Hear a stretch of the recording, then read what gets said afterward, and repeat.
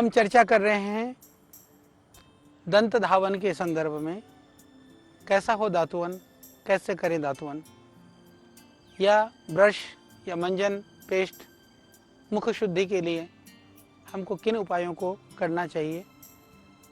मुख शुद्धि की बात के साथ साथ में जरूरी है, आयुर्वेद के अंदर में एक बात और की गई है, उसको हम कहते हैं गंडूश या कवल।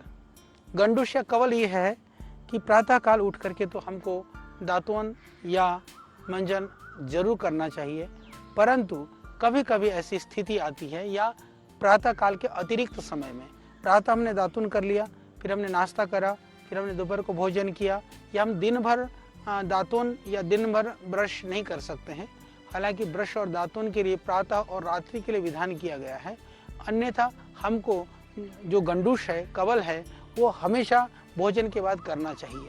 यानी कि दांत साफ कर लिया सुबह, फिर आपने नाश्ता किया, या कई बार दांत साफ करने की सुबह व्यवस्था नहीं हुई या आपको ब्रश नहीं मिला, या तो क्या करें। उस स्थिति में भी कहा कि पानी से कुल्ले करना और गरारे करना, उससे कुछ हद तक जो हमारे मुंह में जमा होता है जो मल वगैरह, वह भी साफ हो जाता है। जीभ और दांतों में जमा हुआ मैल भी साफ हो जाता है, पर धीरे धीरे उंगली से अच्छी तरह से साफ कर करके मसाज करनी चाहिए। यदि इस तरह से ब्रश और पेस्ट यदि सहज रूप से उपलब्ध ना हो पाए तो भी उंगली से कई देर तक आप कम से कम 2 मिनट तक इसको मसूड़ों में ऊपर नीचे अच्छी तरह से करिए, फिर इसको पानी को धीरे धीरे मुंह में डालिए और साफ करते रहिए। यह इस क्रिया को इससे क्या है कि जो कफ है या मुंह में जो थोड़ा बहुत जमा हुआ जो मैल है या जो मुंह की जो दुर्गंधी है उससे साफ हो जाता है। तो बाकी यदि उसके बाद में यदि आपको सरसों का तेल या तिल का तेल यदि आपको मिल जाए, तो यदि आप थोड़ा बहुत मलते हैं या उसको मुंह में डाल करके थोड़ा घुमाते हैं, तो इसको कवल ग्रह आयुर्वेद में कहा जाता है। यानी कि मुंह में ले करके उसको थोड़ा घुमाना, इससे दांत और मसूड़े मजबूत हो जाते हैं। और आजकल तो एक चीज़ और भी है, यदि आप पेस्ट करते हैं तो उसके बाद में भी यदि मंजन ले करके आप थोड़ा सा गम्स की मसाज करते हैं और थोड़ा बाद में जिसको कवल ग्रह कहा जाता है यदि वो करते हैं, तो दांत और मसूड़े बहुत मजबूत रहते हैं। परंतु इस क्रिया को प्रातःकाल मंजन करने के बाद में भी जब जब आप कुछ खाएं उसके बाद जरूर जो है ये कवल ग्रह करना चाहिए। यानी कि मुंह में पानी भर करके दाएं बाएं घुमाना, कुल्ला करना, यानी कि अच्छी तरह से कुल्ला करना, ये कवल ग्रह कहलाता है। इससे दांत मजबूत रहता है, खाया हुआ पदार्थ दांतों में नहीं फंसता है और खटास से दंत हर्ष नहीं होता है। यानी दांतें इससे स्वस्थ बने रहते हैं और दांतों के साथ साथ में इससे आवाज़ भी, इससे गला भी हमारा ठीक रहता है, मुंह का स्वाद भी अच्छा बना रहता है और इससे भोजन में भी रुचि बनी रहती है। यानी कि इसको करने से ही हमको बहुत सारे जो लाभ हैं वो मिल जाते हैं। और नियमित रूप से इसीलिए कवल करना चाहिए, कुल्ला करनी चाहिए, गरारे करने चाहिए, जो गंडूश कहते हैं। इससे गलों का सूखना या होठों का फटना, ये सब शिकायतें भी दूर होती हैं। और होठों को फटने के लिए मेरे को एक बात याद आ गई कि उसके लिए यदि आप थोड़ा सा सरसों का तेल, तिल का तेल लेकर के यदि नाभि में लगा देते हैं तो होठों का फटने का काम एकदम तुरंत बंद हो जाता है। सरल उपाय है पर बहुत लाभकारी है और हमारे यहाँ करोड़ों लोग इस कार्य को करते हैं और आप भी जानिए और आप भी इसका प्रयोग करिए। और इसी तरह से हमने कहा कि गडूस करने के लिए कई बार ऐसा होता है कि कुछ जड़ी बूटी युक्त द्रव्यों को डाल करके, जैसे बबूल के पत्तों को डाल दीजिए, नीम के पत्तों को उबाल लीजिए, उबाल करके भी आप कुल्ले या गरारे कर सकते हैं। गरारे करने से जो गंडूश करने की वजह से जो गले में खराश है, कफ है, उसके लिए भी गंडूश का विधान है। और हमने देखा है जिनका गला खराब रहता है, जिनके गले में आवाज़ गला बैठ जाता है, अमरूद और जामुन के पत्तों को यदि उबाल करके गरारे करते हैं तो उससे गला साफ हो जाता है, बैठा हुआ गला ठीक हो जाता है, मुंह का दुर्गंध ठीक हो जाता है। आप इस तरह से अनेक जड़ी बूटियां डाल करके भी गंडूश कर सकते हैं। उसमें जैसे बबूल के छाल को थोड़ा डाल दीजिए, थोड़ा सा आप उसके अंदर आम के छाल को डाल दीजिए, बबूल और आम के छाल को उबाल करके, खदीर के छाल को उबाल करके, इन सब पदार्थ से आप गंडूश कर सकते हैं, गरारे कर सकते हैं। इससे भी जी मिचलाना, गला खराब होना, कफ जमना या सर का दर्द या नज़ला जुकाम, इन सब में भी इससे पूरा लाभ होता है। तो ये इस तरह से हम गंडूश करें और हम इस तरह से दातुन करें, ये विधि मैंने आपको बताने का प्रयास किया। और आयुर्वेद में इसका बहुत विशाल रूप में, विशद रूप में, बृहद रूप में इसका वर्णन है। उसके बाद क्या करें? इसके बाद कहा कि हमको प्रतिदिन जो है हमको नित्य प्रति तेल का, मालिश का, अभ्यंग का विधान किया है आयुर्वेद के अंदर में। आज तो इस फैशन के ज़माने में हमने तो देखा, जब मैं वाराणसी में था, पढ़ता था, हमने देखा कि सुबह सुबह लोग तेल पे बिल्कुल घाटों के किनारे पर सब लोग आकर के अपना लंगोटी कस करके और देह तेल की मालिश वहाँ पर एक दूसरे की मालिश करते थे और उसके बाद कुश्ती करते थे। फिर हम लोगों ने गुरुकुल में भी यही देखा, हम लोग प्रतिदिन, हमारे लिए नियम था कि हम तेल मालिश करते थे पूरे शरीर में, फिर हम कुश्ती करते थे, तेल मालिश करते थे, फिर व्यायाम करते थे। पर वो परंपराएं आज बच्चों को तो तेल मालिश कराया जाता है, पर बाद में वो परंपराएं छूट जाती हैं। तेल मालिश करने से बहुत सारे लाभ होते हैं, तो सर पे तेल डेली लगाना चाहिए, क्योंकि तेल डेली लगाने से आप देखेंगे कि आज तो तेल तो नहीं लगाते हैं लोग, डाई लगाते हैं, कलर लगाते हैं। डाई और कलर लगाने से बहुत तरह की हानि होती है। हमने देखा कि केमिकल के डाई सर पे लगाया, आंखों की रोशनी चली गई। केमिकल का डाई सर में लगाया, उनको सिरोसिस हो गया, उनको एक्जिमा हो गया, स्किन प्रॉब्लम हो गई, एलर्जी हो गया, पूरे शरीर में एलर्जी हो गया। डाई तो लगाई थी सर में भाई ने, सुंदर बनने के चाहत में सारा शरीर के जो शोभा और कांति को समाप्त कर दिया। तो उन केमिकलों से जितना हो सके बचिए। जितनी आयु है भगवान ने जितना हमको दे रखा है, यदि प्राकृतिक रूप से ही रह जाए तो बुरा नहीं लगता है, अच्छा लगता है। पर कभी कभी हम जो है ज़्यादा सुंदर बनने के चक्कर में अपना रूप भी खो देते हैं। आदमी तो चला था कहीं हीरो बनने के लिए, वो बंदर बन जाता है। तो ध्यान रहे कि हीरो बनने के चक्कर में हम बंदर न बन जाएं। तो इसके लिए ज़रूरी है कि जो प्राकृतिक उपायों को करें, जैसा शरीर भगवान ने आपको दिया इसको ठीक करिए। इसके ऊपर लिपापोती की जगह पर हम नित्य प्रति सर में तेल लगाएं, तो तेल लगाते हैं। तो तेल लगाने के लिए कौन सा तेल उपयुक्त है, उसमें आप तिल का तेल लगा सकते हैं, नारियल का तेल लगा सकते हैं, जैतून का तेल लगा सकते हैं, सरसों का तेल लगा सकते हैं। मैं तो नारियल का तेल या सरसों का तेल प्रतिदिन लगाता हूँ और मुझे अच्छा लगता है। जिस दिन तेल नहीं लगाता उस दिन मेरे को बड़ा अनईजी, अनकम्फर्ट फील होता है। तो प्रतिदिन हम तेल लगाते हैं। इसका उपयोग जो है गर्मी में करना चाहिए, परंतु सर्दी में भी करना चाहिए। हम सर्दी हो चाहे गर्मी हो, चाहे बरसात हो, चाहे भरी धूप, कोई भी मौसम हो, हम प्रतिदिन तेल लगाते हैं। तो इसको तेल लगाने से हमने स्वयं देखा है कि बालों को असमय में सफ़ेद होने से, झड़ने से या सर दर्द होने से, सर में भारीपन से ये तेल रुकता है। गंजापन से या स्किन की जो ड्राइनेस से तेल रुकता है। आँखों के लिए और आपके कान के लिए और इंद्रियों को बलशाली बनाने में भी ये बहुत ही लाभकारी होता है। और बाल लंबे, काले और घने मजबूत होते हैं। इसके लिए बहुत कृत्रिम या बनावटी तेलों की ज़रूरत नहीं होती है। आप जो सहज रूप से जो कोल्हू से निकला हुआ तेल है, शुद्ध तेल है, उसका सेवन, उसको लगाने की आदत डालिए। बादाम रोगन भी लगा सकते हैं, आपके पास ज़्यादा पैसा हो। शुद्ध बादाम रोगन, ये जो आलमंड ऑयल के नाम पर बाजार में आता हुआ नहीं, शुद्ध बादाम रोगन जो है, बादाम का तेल है, उसको भी लगा सकते हैं। यदि नहीं है तो जैसे कि हमने कहा सरसों का तेल या तिल का तेल भी या नारियल का तेल, ये 3 तेल उपयुक्त हैं सर पे लगाने के लिए। जो अच्छा है उसको लगाइए और लगाने के बाद में आप थोड़ा सा उस तेल को थोड़ा सा नाक में, थोड़ा सा कान में भी डाल सकते हैं। हालांकि आजकल ये फैशन के ज़माने में मॉडर्न डॉक्टर ने कहाँ से सीख लिया, क्षमा करिएगा, वो कहते हैं कान में तेल मत डालो, नाक में तेल मत डालो। हमारे यहाँ तो प्राचीन काल से हमारी माताएं, बहनें, दादी, नानी सब तेल डलवाते थे और आज भी हमारे कान और नाक स्वच्छ हैं तो उनको डालना। हाँ, तेल शुद्ध होनी चाहिए पर वो हानिकारक नहीं है, लाभकारी है।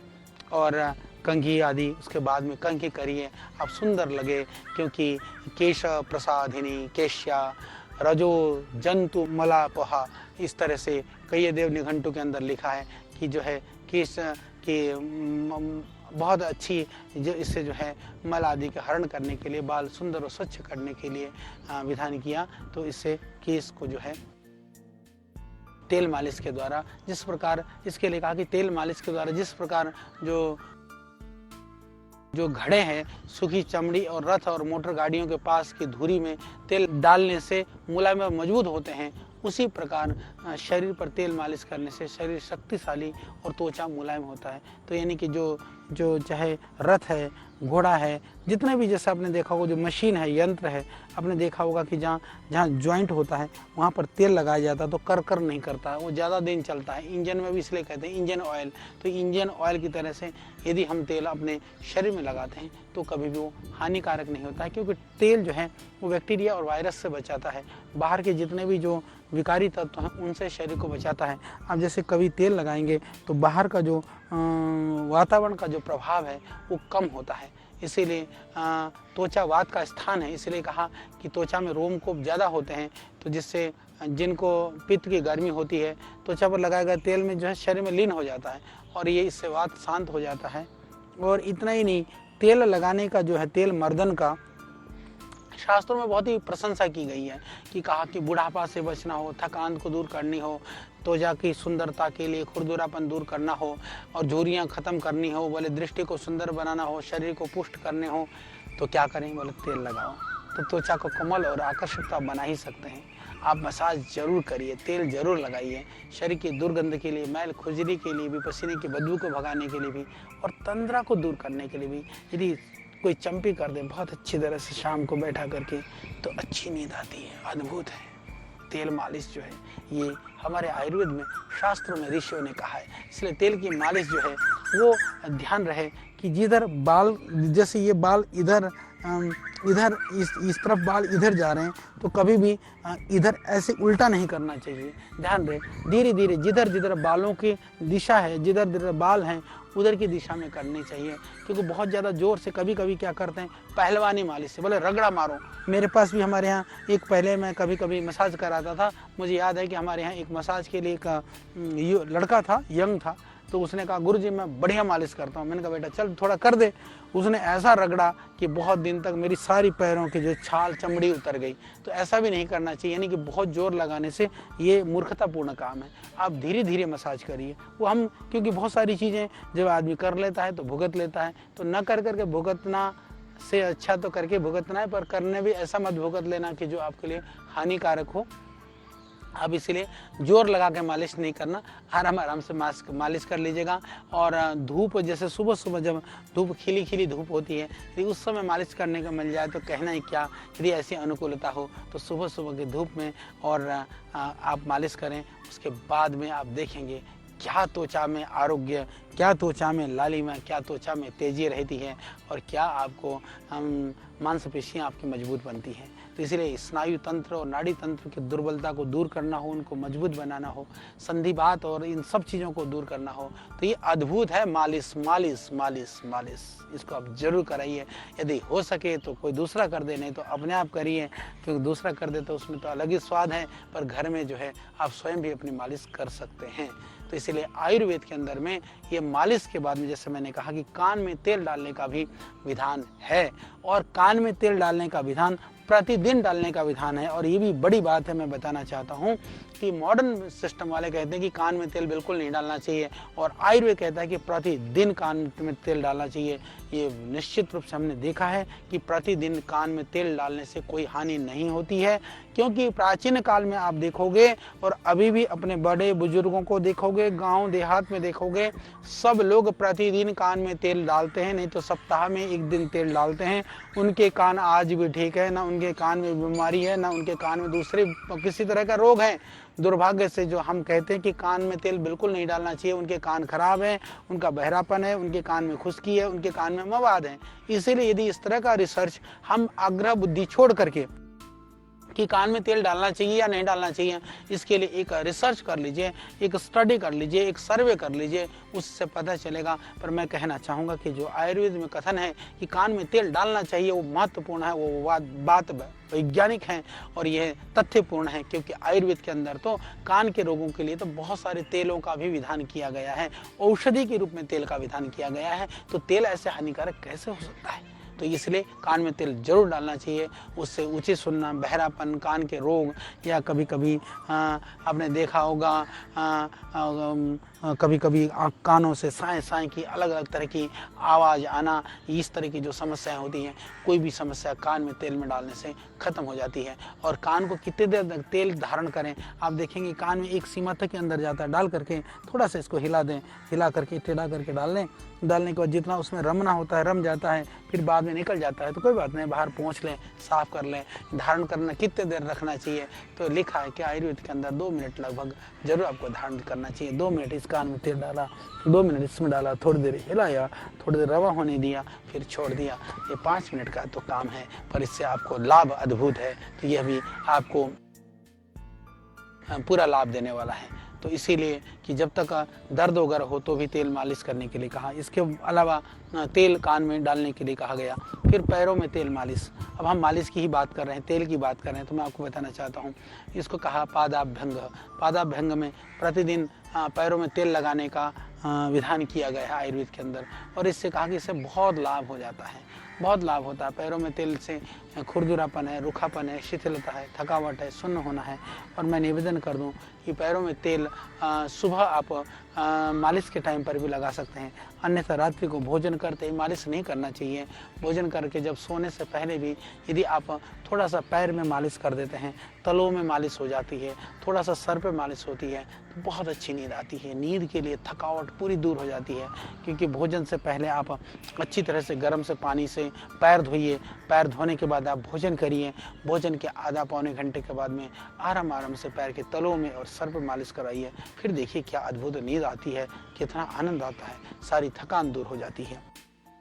इसीलिए पैरों में मालिश वगैरह करने से जो पैरों के सिकुड़न है, नसों के सिकुड़न है, दर्द है या पैरों का फटना है, उन सारे रोगों में पूरा लाभ हो जाता है। और एक रहस्य की बात मैं बताना चाहता हूँ, पैरों की मालिश करने से आंखों की रोशनी बढ़ती है। न जाने उस पैरों का और आंखों का क्या संबंध है, पर ये बात सत्य है। इसलिए जिन लोगों के पैरों में तलों में मालिश होती है, तलों को रगड़ा जाता है, उनकी आंखों की दृष्टि तेज होती है। इसलिए इसका हमें हमेशा ये कहा जाता था कि पहले हमारे यहाँ आपने देखा होगा कि हम लोगों को इसको धर्म का अंग बना दिया गया था कि शौच के बाद में, मूत्र त्याग के बाद में या भोजन से पहले, कि ध्यान रखना, पैर शौच करने के बाद, भोजन करने से पहले ये पैर धोना जरूरी है और पैर पोंछना जरूरी है। इसको धर्म का अंग माना गया था।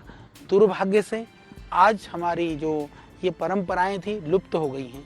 लोग पैर धोना और पोंछना तो बहुत दूर की बात है, जो मोजे और जूते टाइट पहने होते हैं वो उसी तरह से जाकर हंगते हैं, आकर के बिना धोए निकल जाते हैं, खाने के लिए भी वैसे ही बैठ जाते हैं। ये बहुत गलत है। पाश्चात्य संस्कृति के अनुकरण में हम अपना सत्यानाश न करवाएं, ये हमारा आपके से निवेदन है। तो ये लाभकारी चीज़ों को हम क्यों छोड़ना चाहते हैं? क्या इसलिए मात्र कि हमारे ऋषियों ने कहा है या हमारे लिए ये हमारी परंपरा से हमको फ्री में मिली है? यदि यही चीज़ रिसर्च हो जाए, अनुसंधान हो जाए, पर उसका जो स्टडी हो जाए, जब आपको पता चले तो आप उसको आंख मूंद करके स्वीकार कर लोगे। हमारे ऋषियों ने अनुसंधान करके सहज रूप से हमको दिया है, तो क्या हम उसका अपमान करेंगे? नहीं। ध्यान रहे, जितनी बार भी मूत्र त्याग करें, जितनी बार जो भोजन से पहले पैरों को धोएं और उसके बाद पोंछें, और प्रातःकाल स्नान से पहले जैसे मैंने कहा पैरों में तेल मालिश करना, सोने से पहले तेल मालिश करना, ये सब हमारी विधाएं हैं।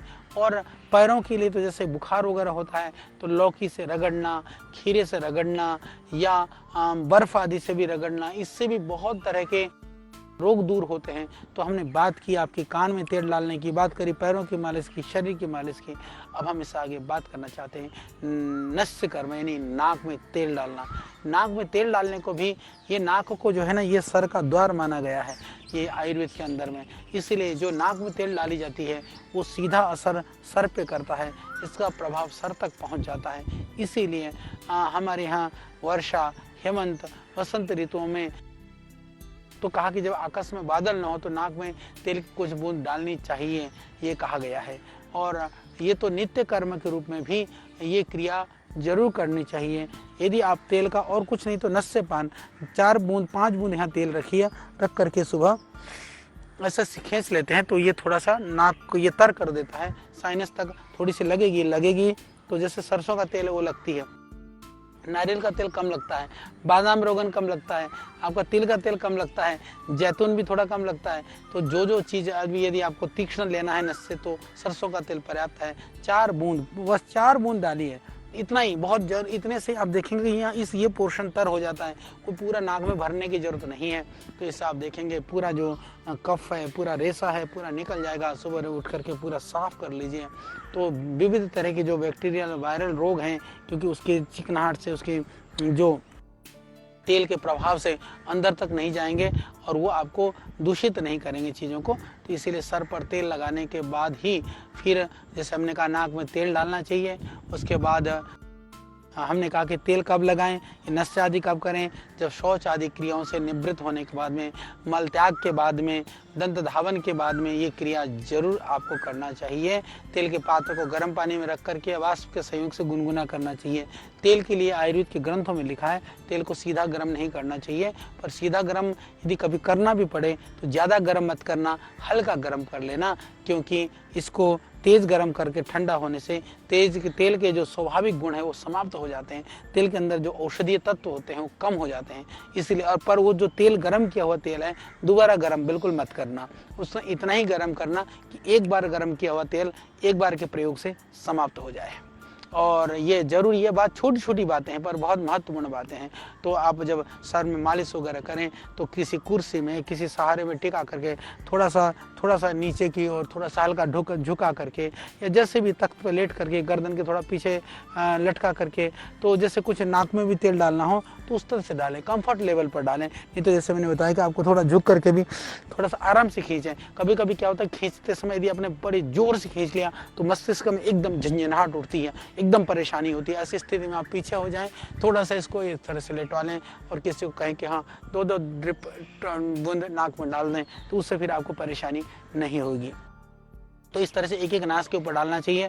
तो नाक के डालते समय एक नाक को जैसे बंद करके ये करना ज़्यादा उत्तम है। फिर इसको दूसरे को एक एक नाक में डालिए। कभी कभी 2 नाक को करते समय श्वास एकदम निकल जाता है या बाहर अंदर होता है तो परेशानी होने लगती है। उसके बाद में जो भी निकले रेशा और बलगम उसको थूक देना चाहिए, नॉर्मल सी बात है।